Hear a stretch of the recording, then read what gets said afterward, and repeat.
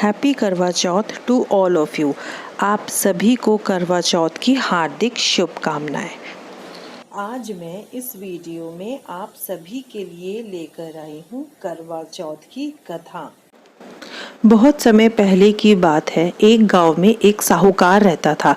साहूकार के 7 बेटे और 7 बहुएं थी। साहूकार की एक बेटी भी थी। बेटी का नाम करवा था। सारे 7 भाई अपनी बहन से बहुत प्यार करते थे, यहाँ तक कि वह पहले उसे खाना खिलाते और बाद में खुद खाते थे। एक बार उनकी बहन ससुराल से मायके आई हुई थी। शाम को जब सारे भाई अपना व्यापार व्यवसाय बंद करके घर आए तो देखा कि उनकी बहन बहुत व्याकुल थी। सभी भाई खाना खाने बैठे और अपनी बहन से भी खाना खाने का आग्रह करने लगे, लेकिन बहन ने बताया कि उसका आज करवा चौथ का निर्जल व्रत है और वह खाना सिर्फ चंद्रमा को देखकर और चंद्रमा को अर्घ देकर ही खाएगी। चांद तो अभी असल में निकला नहीं था, इसीलिए वह भूख और प्यास से व्याकुल हो रही थी।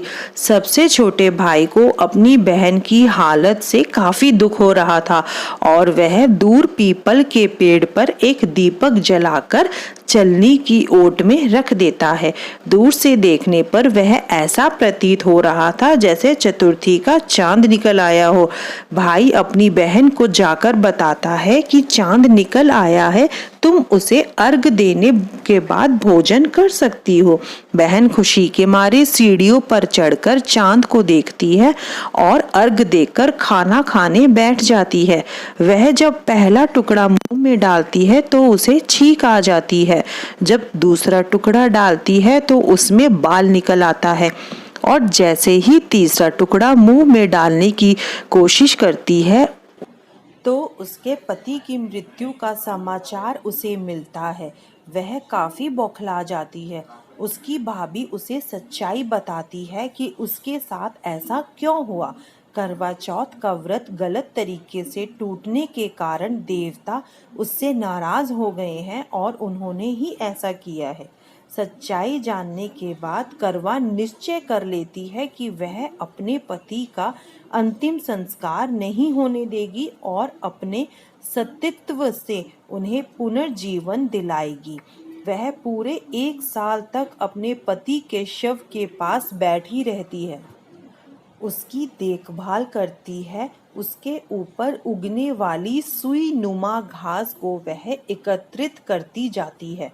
1 साल के बाद फिर से करवा चौथ का दिन आता है। उसकी सभी भाभियां करवा चौथ का व्रत रखती हैं।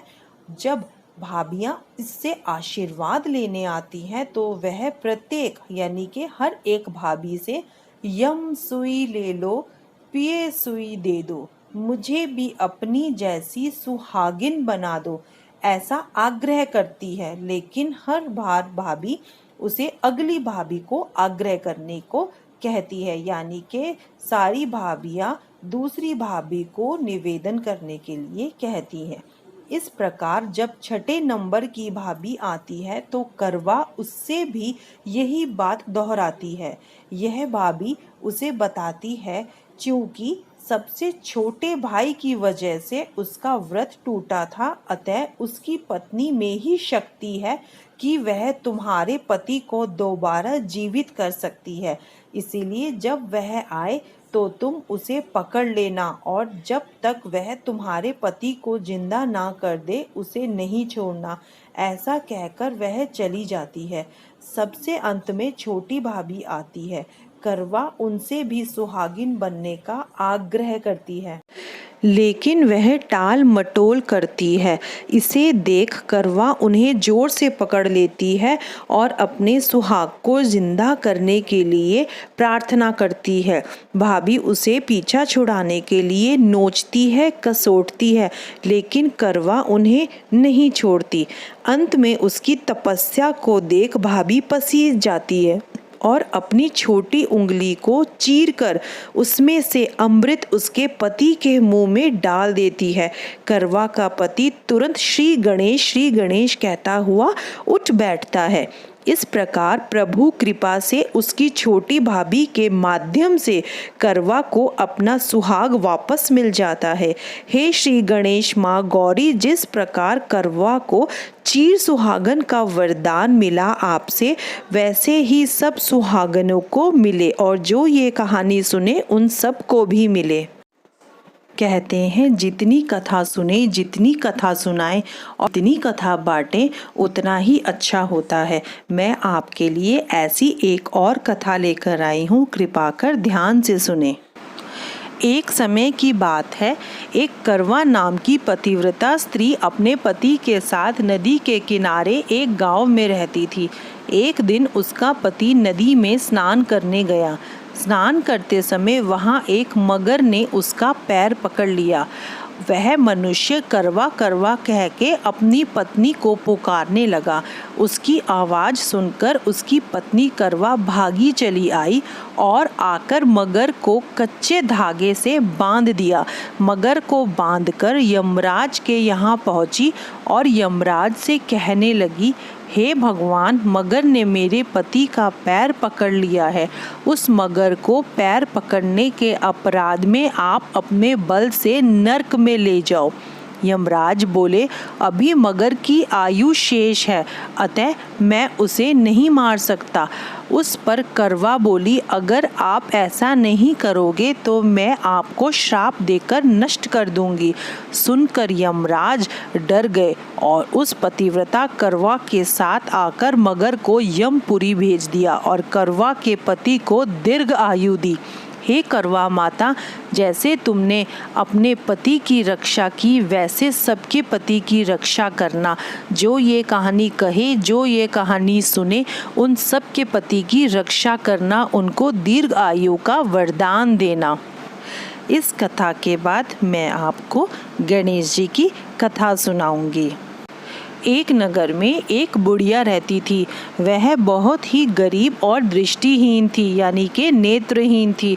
उसके एक बेटा और एक बहू थे। वह बुढ़िया सदैव गणेश जी की पूजा किया करती थी। एक दिन गणेश जी प्रकट होकर उस बुढ़िया से बोले, बुढ़िया माँ, तू जो चाहे सो मांग ले। बुढ़िया बोली, मुझे तो मांगना ही नहीं आता, कैसे मांगूं और क्या मांगूं? तब गणेश जी बोले, अपने बेटे बहू से पूछकर मांग ले। तब बुढ़िया ने अपने बेटे से कहा, गणेश जी कहते हैं तू कुछ मांग ले, तो बता बेटा मैं क्या मांगूं? पुत्र ने कहा, माँ तू धन मांग ले। बहू से पूछा तो बहू ने कहा, माँ तुम पोता मांग लो। तब बुढ़िया ने सोचा कि ये तो अपने अपने मतलब की बात कर रहे हैं। अतः उस बुढ़िया ने पड़ोसनों से पूछा तो उन्होंने कहा, बुढ़िया तू तो थोड़े दिन जिएगी, क्यों तू धन मांगे और क्यों तू पोता मांगे? तू तो अपनी आँखों की रोशनी मांग ले, जिससे तेरी जिंदगी सारी आराम से कटेगी। इस पर बुढ़िया माई बोली, यदि आप प्रसन्न हैं तो मुझे 9 करोड़ की माया दे, निरोगी काया दे, अमर सुहाग दे, आँखों की रोशनी दे, पोता दे, नाती दे और सब परिवार को सुख दे और अंत में मोक्ष दे। यह सुनकर तब गणेश जी बोले, हे बुढ़िया माँ, तुमने तो मुझे ठग ही लिया। फिर भी जो तूने मांगा है वचन के अनुसार मैं वो तुझे सब दूंगा। और यह कहकर गणेश जी अंतर्ध्यान हो गए। उधर बुढ़िया माँ ने जो कुछ भी मांगा था वह सब कुछ उसे मिला। हे गणेश जी महाराज, जैसे तुमने उस बुढ़िया माई की सुनी वैसे सबकी सुनना। जो ये कहानी कहे, जो ये कहानी सुने, उन सब पे अपनी कृपा बरसाए रखना। चलिए दोस्तों, मिलते हैं अगली वीडियो में। तब तक के लिए जय माता दी।